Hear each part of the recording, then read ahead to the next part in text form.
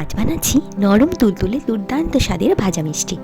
মিষ্টি বানাবো ছানা কোথায়, অনেক দিন আগে ভিডিওতে দেখেছিলাম রাঙা আলু দিয়ে অনেকে মিষ্টি বানায়।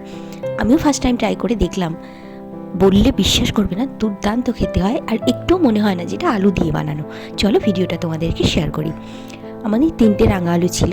3টে রাঙা আলু আমি ভালো করে ধুয়ে একটুখানি করে চিড়ে প্রেসার কুকারে একটা সিটি দিয়ে নেব। আলুগুলো ঠান্ডা হয়ে এলে খুব ভালোভাবে খোসাটা ছাড়িয়ে গ্রেট করে নেব। এরপর এর মধ্যে দিয়ে দেবো 1 টেবিল চামচ ময়দা, 3 টেবিল চামচ গুঁড়ো দুধ আর হাফ টেবিল চামচেরও কম বেকিং সোডা। এটা কিন্তু দিতেই হবে, মাস্ট। আর এর মধ্যে দিয়ে দেবো এলাচের 2টো দানা থেঁতো করে। এরপর খুব ভালোভাবে মিশিয়ে নেব। এরপর দিয়ে দেবো 1 টেবিল চামচের মতো ঘি দিয়ে আবারও ভালোভাবে মিশিয়ে নেব।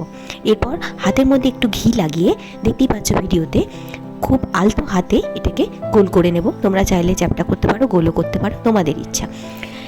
আমি বলে রাখি, এখানে কিন্তু ভালোভাবে গোলটা করবে যাতে গাটা একদম প্লেন হয়ে থাকে। যদি কোনো কিছু চিট থাকে তাহলে কিন্তু ফেটে যাবে। এরপর আমি চিনি শিরাটা বানিয়ে নিয়েছি। হাফ বাটি চিনি, হাফ বাটি জল, এর মধ্যে একটা এলাচ দিয়েছি। 3-4 মিনিট ফোটার পরে এর মধ্যে দিয়ে দেবে 2-3 ফোঁটা লেবুর রস, তাতে চিনিটা জমাট বাঁধবে না। ব্যাস, চিনির শিরা রেডি।